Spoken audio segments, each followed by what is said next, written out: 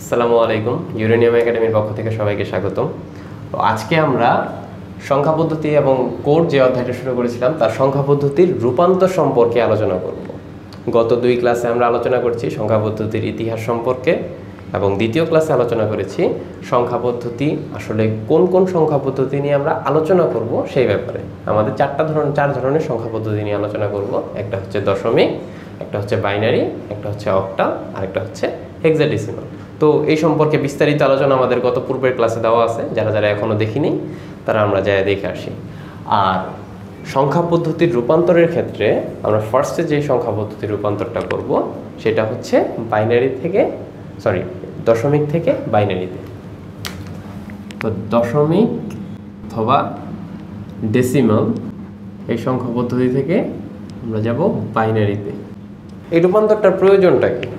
এই রূপান্তরটার প্রয়োজনটা হচ্ছে এই কারণেই যে আমরা দশমিক সংখ্যা পদ্ধতি বুঝতে পারি, আরেকটা মানুষকে বললে বুঝতে পারে, বাট কম্পিউটার কিন্তু দশমিক পদ্ধতিটাকে অ্যাপ্লাই করে না, দশমিক পদ্ধতিটাকে বুঝতে পারে না, আন্ডারস্ট্যান্ড করতে পারে না। এই কারণে আমাদের বাইনারি পদ্ধতিতে রূপান্তর করে কম্পিউটারকে বুঝাইতে পারে। যদি আমরা এইভাবে ধরি যে আমরা একটা ইনপুট দিলাম, ইনপুট ডিভাইসের মধ্যে ইনপুট দিলাম, তাহলে সেই ইনপুটটা কি হবে? সেই ইনপুটটা হবে হচ্ছে অ্যানালগ সিগন্যাল। আর এই অ্যানালগ সিগন্যালটাই হইতেছে আমাদের মুখের ভাষা। এবং এই সিগন্যালটা যখন একটা ডেস্কটপে প্রদান করা হয়, সেই ডেস্কটপ প্রসেস করে সেই জিনিসটারে কি করবে? কম্পিউটারে বোঝার জন্য এটারে বাইনারিতে ট্রান্সফার করবে। বাইনারিতে ট্রান্সফর্ম করবে। বাইনারিতে ট্রান্সফর্ম করার পরে কম্পিউটার যখন এটাকে নিয়ে ক্যালকুলেশন করলো অথবা এটাকে যেই কমান্ড দেওয়া হয়েছে সেই কমান্ডটা অ্যাপ্লাই করলো, কমান্ডে অ্যাপ্লাই করার পরে যখন আমাদের আউটপুট দিবে, সেই আউটপুটের ক্ষেত্রে আবার আমাদের আরেকটা ট্রান্সফরমেশন হবে। তখন কি হবে? বাইনারি থেকে আবার অ্যানালগ সিগন্যালে পরিণত হবে। তাহলে এই যে আমাদের মাঝে যেই সিগন্যালটায় রূপান্তর হয়েছে, অর্থাৎ অ্যানালগ থেকে কোন সিগন্যালে? Digital signal. তাহলে আমাদের বাইনারি ট্রান্সফরমেশনটা হইতেছে একটা ডিজিটাল সিগন্যাল। এই কারণে আমরা সংখ্যা পদ্ধতির রূপান্তর ব্যবহার করে থাকি। ওকে,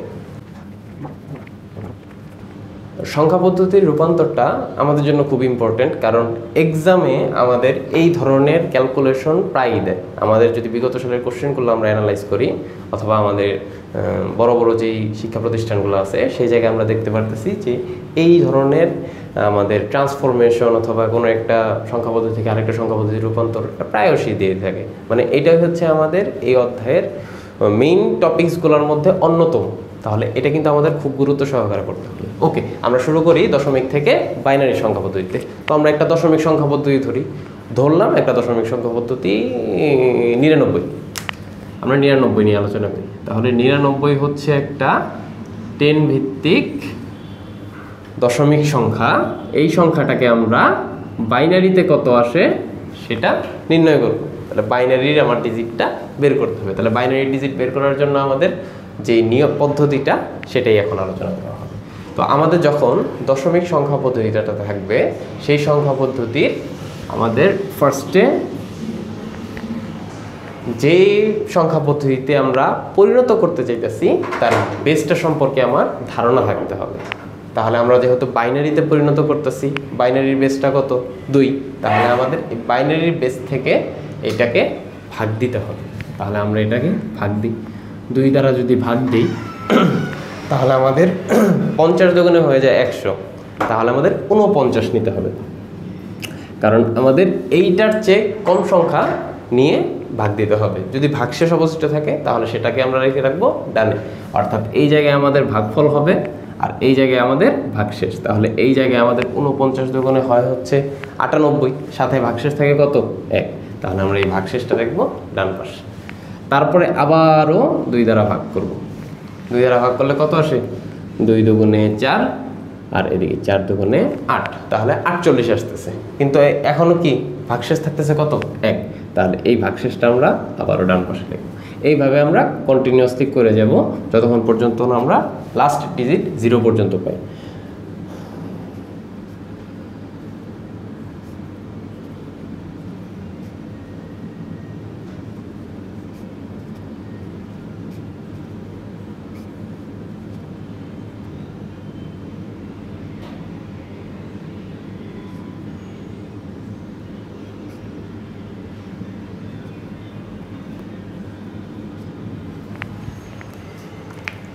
তো আমরা ভাগফলটা করে ফেলছি। এখন ভাগফলটা নির্ণয় করার শেষ পর্যন্ত ডিজিট আমাদের কত আসছে? 0। আমাদের এখানে 0 না আসা পর্যন্ত আমরা আমাদের ক্যালকুলেশন চালায় যাব। আমাদের এই ক্যালকুলেশন করে দেখতেছি আমাদের একটা ডান পাশে ভাগশেষ পাইছি, আর এই জায়গায় তো আমাদের কি প্রত্যেকটা ভাগফল। বাট আমাদের ভাগফল নিয়েও কাজ না, ভাজক নিয়েও কাজ না, ভাজ্য নিয়েও কাজ না, আমাদের কাজ কি? এই ভাগশেষ নিয়ে। এই ভাগশেষটাই আমাদের নির্ণয় করে দিবে যে এখানে বাইনারি ডিজিটটা কত হবে। আচ্ছা, এখানে তো আমরা একটা সিরিয়াল পাইছি, বাট এই সিরিয়ালটা কি উপর থেকে নিচ পর্যন্ত যাব নাকি নিচ থেকে উপর পর্যন্ত যাব, সেটা হচ্ছে আমাদের জানার বিষয়। তো আমাদের দুইটা জিনিস আছে, একটা হচ্ছে এমএসবি, আরেকটা হচ্ছে এলএসবি। এমএসবি অর্থ কি? এমএসবি মানে মোস্ট সিগনিফিক্যান্ট বিট, আর এলএসবি অর্থ হচ্ছে লিস্ট সিগনিফিক্যান্ট বিট। এমএসবি অর্থ most significant bit and LSB অর্থ লিস্ট সিগনিফিক্যান্ট বিট। তাহলে মোস্ট সিগনিফিক্যান্ট বিট অর্থ কি? সবচেয়ে বেশি গুরুত্বপূর্ণ বিটটা। আর এলএসবি অর্থ লিস্ট সিগনিফিক্যান্ট বিট অথবা সবচেয়ে কম গুরুত্বপূর্ণ বিট। তাহলে সবচেয়ে বেশি গুরুত্বপূর্ণ এই জায়গায় কোনটা? এখানে সবচেয়ে বেশি গুরুত্বপূর্ণ হচ্ছে আমাদের নিচের অংশটা, আর উপরের অংশটা হইতেছে আমাদের সবচেয়ে কম গুরুত্বপূর্ণ। তাহলে আমরা গণনা শুরু করব নিচ থেকে, অর্থাৎ আমরা যদি এটাকে বাইনারিতে রূপান্তর করতে চাই তাহলে আমাদের বাইনারি কোডটা হবে 11000111 11000111। এই হচ্ছে আমাদের 99 যে দশমিক সংখ্যা ছিল সেটার বাইনারিতে রূপান্তর। তো এইভাবে করে আমাদের যে কোনো দশমিক সংখ্যাকে বাইনারিতে রূপান্তর করতে পারি। বাট এই জায়গায় এখনও একটা প্রবলেম আছে। প্রবলেমটা কোথায়? এতক্ষণ আমরা যে অঙ্ক করতেছিলাম সেটা হচ্ছে পূর্ণাংশের জন্য। পূর্ণাংশ বলতে কি বোঝায়? পূর্ণাংশ সম্পর্কে যদি আলোচনা করতে যাই, তো যেই সমস্যাটায় পড়বো সেটা হচ্ছে 50.46। আমরা 50টা, এটা কি দশমিকের আগের সংখ্যা, অর্থাৎ এটা হচ্ছে আমাদের পূর্ণাংশ। দশমিকের যে অংশটা আগে অংশটা হচ্ছে আমাদের পূর্ণাংশ, আর পরবর্তীতে যেটা থাকবে সেটা হচ্ছে আমাদের ভগ্নাংশ।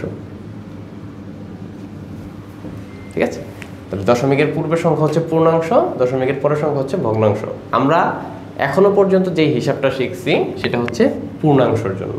তাহলে এখন আমরা যেই ভগ্নাংশের কাজটা আছে, ভগ্নাংশের কাজটা এখন আমাদের বাকি আছে। তাহলে ভগ্নাংশের জন্য আমরা কি করব? আমরা এর আগে সংখ্যাটা নিয়েছিলাম 99, তাহলে এখানে 99 লিখি, আমাদের সুবিধা হবে। তাহলে 99.46। 99-এর জন্য তো অলরেডি বের করে ফেলছি, বাট যদি আমরা ভগ্নাংশের ক্ষেত্রে বের করতে চাই তাহলে ভগ্নাংশের ক্ষেত্রে কীভাবে বের করবো দেখি। তাহলে ভগ্নাংশ,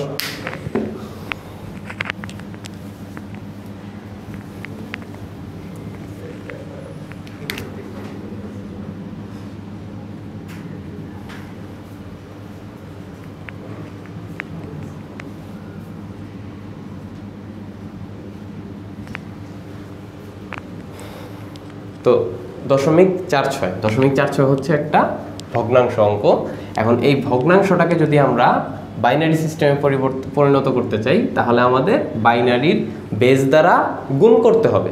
পূর্ণাংশের ক্ষেত্রে আমরা করছি ভাগ, আর ভগ্নাংশের ক্ষেত্রে আমরা করব গুণ। তাহলে গুণটা কিভাবে করব? সরাসরি গুণ।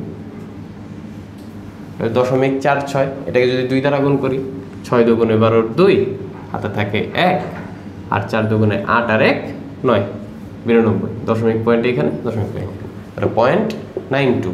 তাহলে এর আগে কত? আমাদের দশমিকের আগে কিছু নাই, অর্থাৎ একটা শূন্য আছে।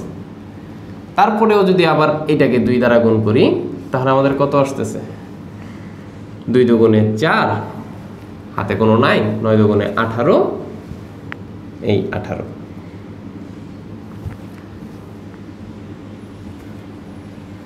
আর এই দশমিক সংখ্যা, এই দশমিক সংখ্যা।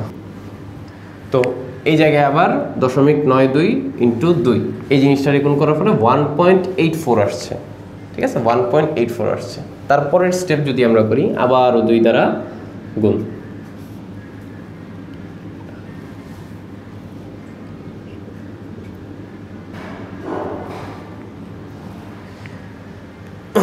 তো আমরা 4 দুগুণে 8, 8 দুগুণে 16, কিন্তু এখানে 16-র বদলে তো 6 লেখার কথা, তারপরে আবার 2 দিয়ে 1-এর গুণ করার কথা, কিন্তু এখানে তেমন হয় না, কারণ আমাদের শুধুমাত্র দশমিকের পরের যে অংশটা অর্থাৎ ভগ্নাংশের যে অংশটা শুধুমাত্র সেটা নিয়ে কাজ করতে হবে। আমাদের পূর্ণাংশ নিয়ে কাজ অলরেডি আমরা করে ফেলছি, তাহলে এখানে পূর্ণাংশের যে অংশটা আছে সেটা আমাকে এখন ধরলে হবে না, আমাদের শুধুমাত্র ভগ্নাংশ নিয়ে কাজ করতে হবে। তাহলে ভগ্নাংশ নিয়ে কাজ করলে 84 গুণন 2 168 আসে, 0.2 ঘর পর 0.2 ঘর পর। এটাকে যদি আরেকটা ঘর পর্যন্ত যাই এক্সটেন্ড করলে 8 দুগুণে 16 6, আর থাকে 1, 6 দুগুণে 12 আর 1 13, তাহলে দশমিক। আমরা এই পর্যন্তই রাখি, হয়তো এটা রিপিট করলে আবার এই সংখ্যায় আসতে পারে অথবা অন্য সংখ্যাও আসতে পারে, বাট আমরা দশমিকের পরে 3-4 ঘর পর্যন্ত নিলেই হবে। 5 ঘর পর্যন্ত নিলে বেস্ট, 4 ঘর পর্যন্ত নিলেও কোনো সমস্যা নেই। ওকে, তাহলে এইটার ক্ষেত্রে একটু আগে যে আমরা আলোচনা করেছিলাম এমএসবি অ্যান্ড এলএসবি, যখন আমরা পূর্ণাংশের ক্ষেত্রে আলোচনা করছিলাম তখন এমএসবি ছিল কি নিচের দিকে আর এলএসবি ছিল উপরের দিকে, বাট এইটার ক্ষেত্রে আমাদের উপর থেকে নিচ থেকে হবে, অর্থাৎ এমএসবি থাকবে হচ্ছে উপরে আর এলএসবি থাকবে হচ্ছে নিচে। কিন্তু এখন উপরে আর নিচে তো বুঝলাম, কিন্তু কোন সংখ্যাগুলো বা কোন অঙ্কগুলো নিব, কোন অঙ্কগুলো নিব, এই যে আমাদের পূর্ণাংশ যে অঙ্কগুলো তৈরি হয়েছে সেই অঙ্কগুলো নিব। তাহলে 0 1 1 1 এটাই হচ্ছে আমাদের 0.46, এটা দশমিক নাম্বার। তাহলে 0.46 দশমিককে যদি আমরা বাইনারিতে নেই তাহলে আমাদের আসতেছে 0 1 1 1। অবশ্যই যেহেতু 0.46 এর আগে একটা দশমিক আছে, এটার আগে একটা দশমিক চিহ্ন দিতে হবে।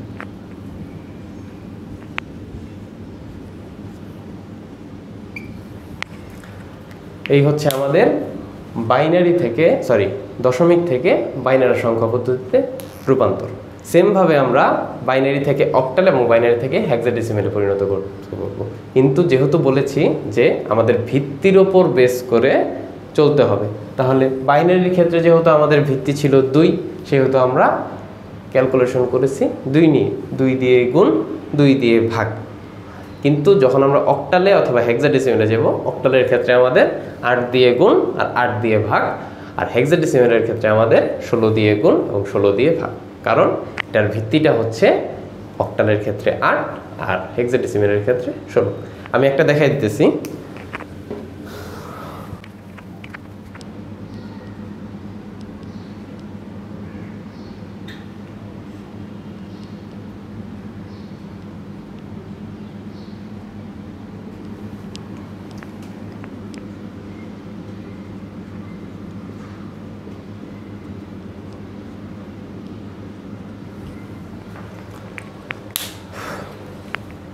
তো আমরা এখন দশমিক থেকে অক্টালে একটা সংখ্যাকে নিব যেটার ভ্যালু হচ্ছে 55 দশমিকে, বাট এটা অক্টালেও কি 55 আসে কিনা সেটা আমাদের দেখার বিষয়।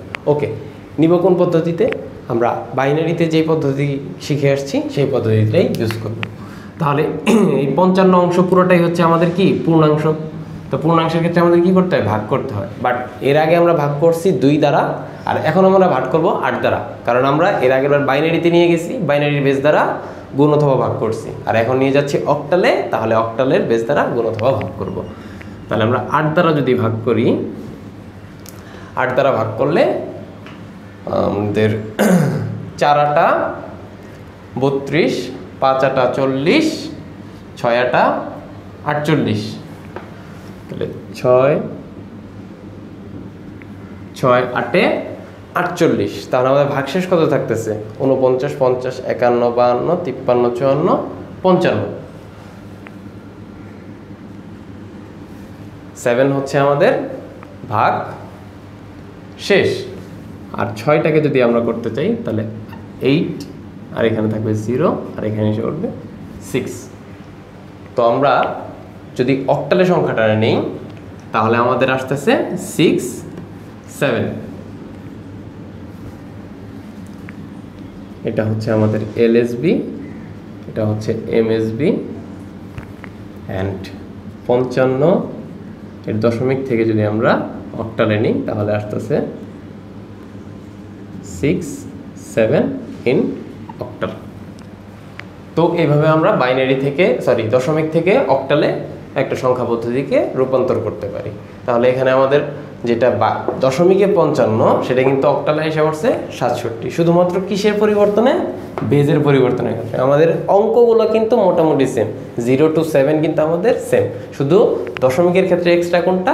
8 9, এই দুইটা সংখ্যা, এই দুইটা অঙ্ক, জাস্ট এই দুইটা অঙ্কর জন্য আমাদের সংখ্যাটাই কিন্তু চেঞ্জ হয়ে গেছে, আমাদের ভ্যালু চেঞ্জ হয়ে গেছে দুইটা অঙ্ক সংখ্যা পদ্ধতিতে।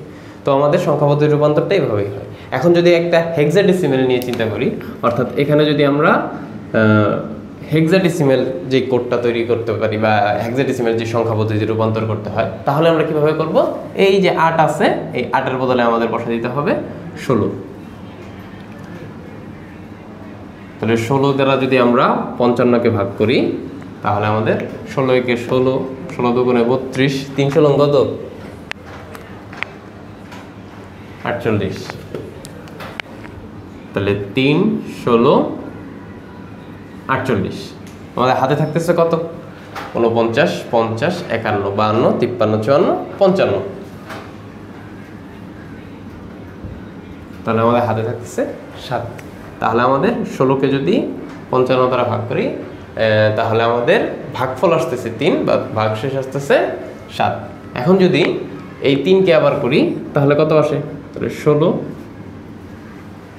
16 আর 0, তাহলে আমাদের 16 0 16 শূন্যই আসে, আর হাত থাকতেছে কত?